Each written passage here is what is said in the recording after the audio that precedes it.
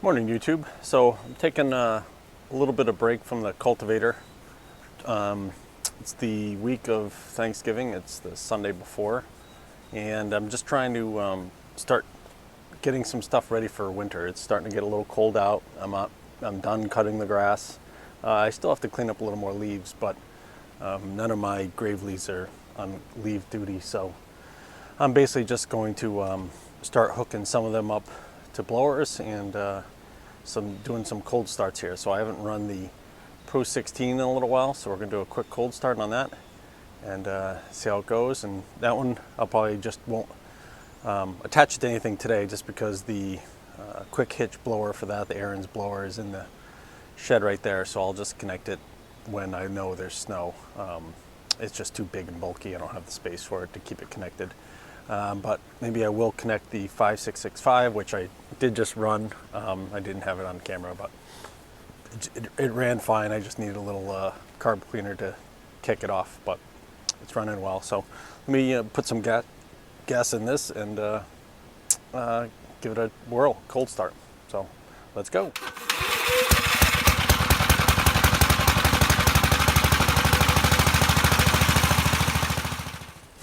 All right, need to put some gas in it. I don't know, I probably showed you this before, but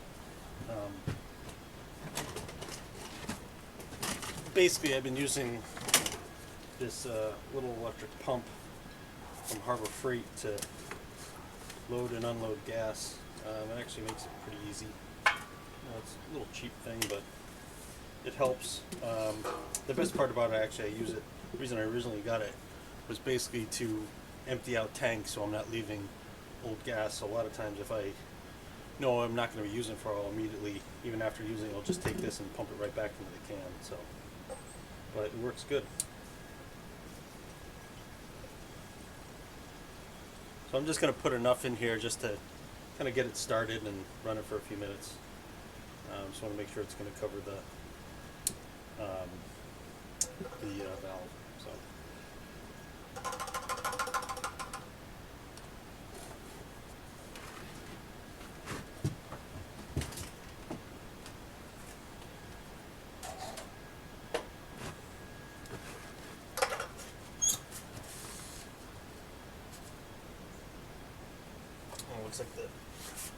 Looks like this valve has been open for a little bit, so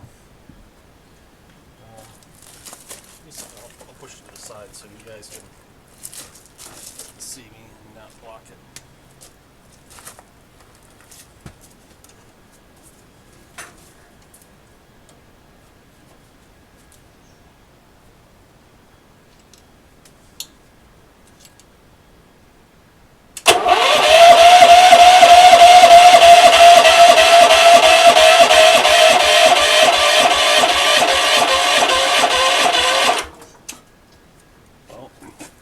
Looks like I need a better battery.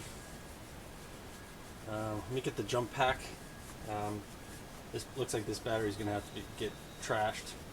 I keep the charger on it, so I don't know why it's starting to die so fast, but it looks like it's just, it's had its life. Let me try one more time and we'll see.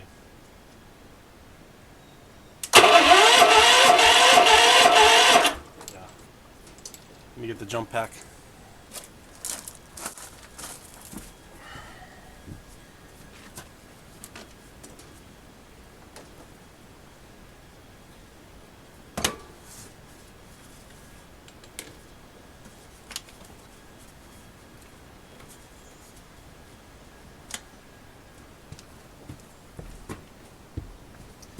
Let's try this again.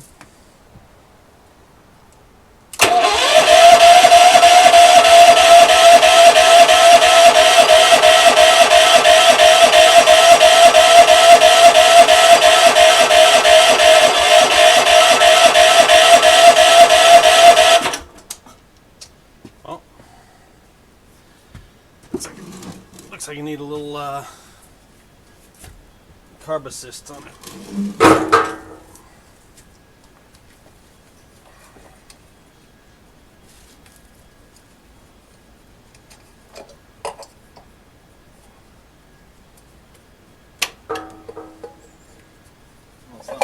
not flooded.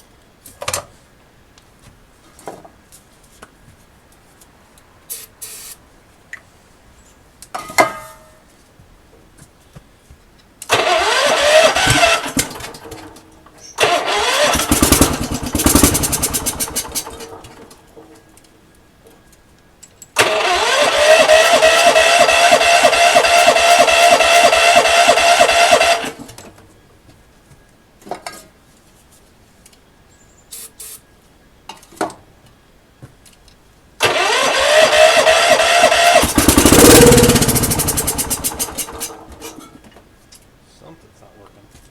I put enough gas in it.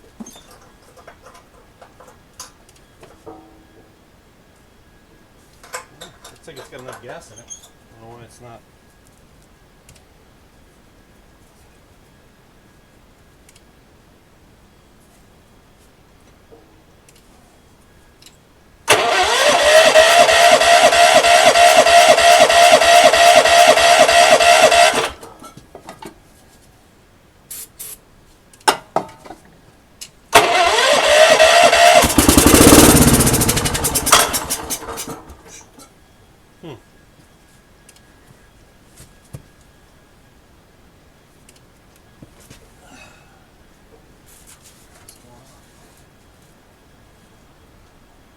Valve is wide open.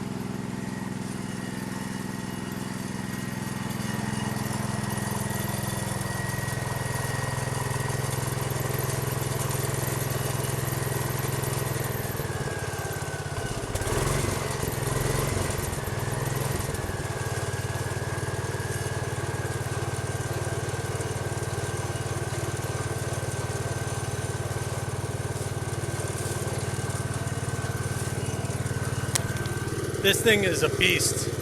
This 16 horsepower engine is so heavy. It's a bear to move around when it's not running.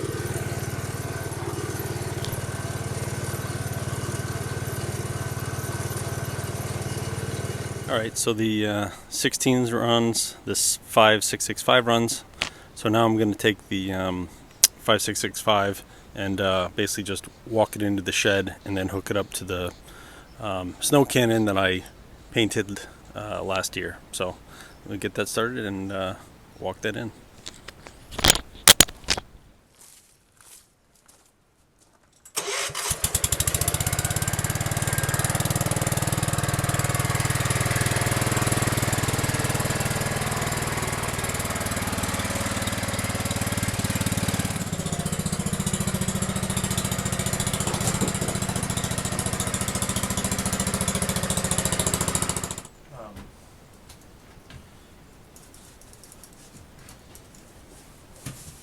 while I love these Kohlers, these are definitely great machines.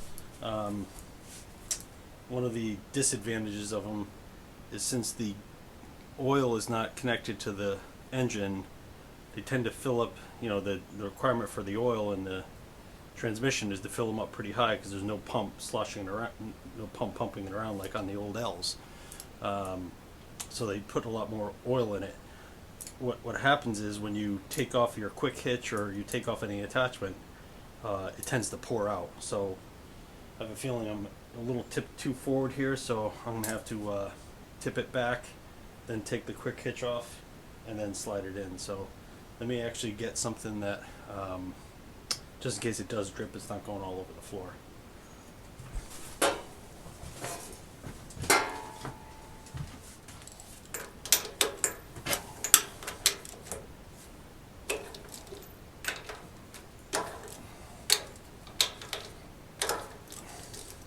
So I could put the quick hitch blower on this, but I want to save that for the Pro16.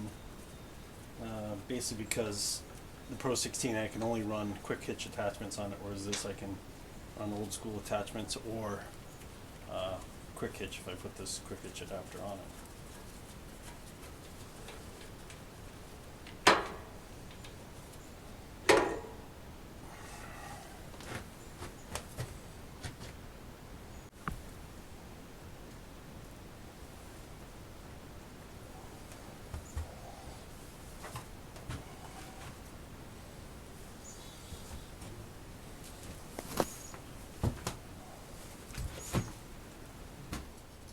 Alright, let's see if we can move this in and hopefully get it connected.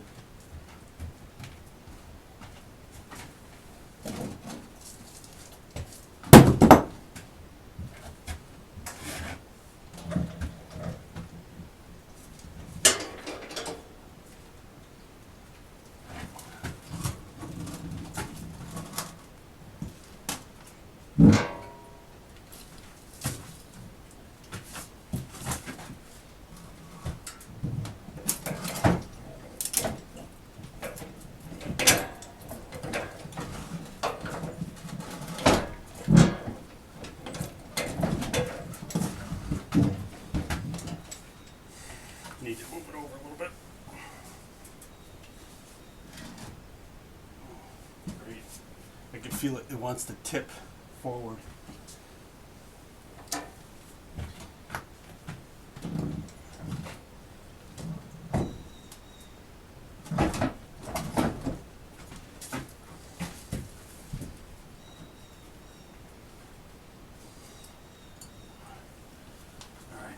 See if we can get it tightened up. Probably should have dragged it out, but oh well.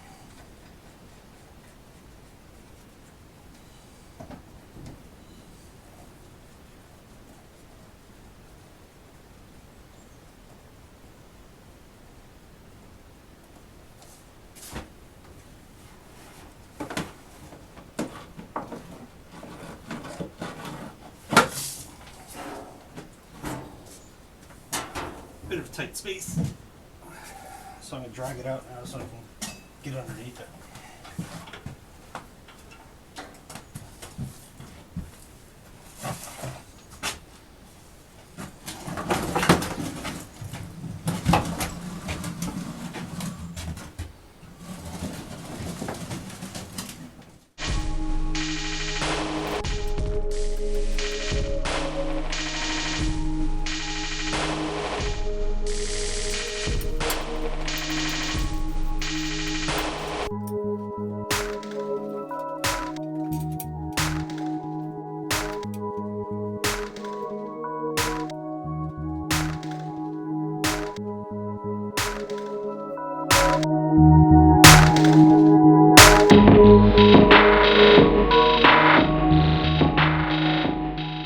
I got it on. That was definitely easier than I expected. This is the cannon that I worked on probably last spring, maybe. And basically, did a quick video on it. Did a quick, just scrape down. Didn't totally disassemble it. Didn't take the back housing off. Just cleaned up this section and painted all this. Didn't even tear into the gearbox just because everything seems in working order. The one thing I still need to adjust on this, actually still need to put back on, there's a cross brace that I still need to attach on here. And if you look, when I push the auger, you notice that coupler doesn't, something's rubbing off to see. The coupler doesn't move, so it means these bolts or these nuts on the outside need to be tightened so it hits the friction disc. Alright, I just did a little tightening on it. Might probably still need some more adjustments, but let me start it up real quick and then just engage it and see how it works.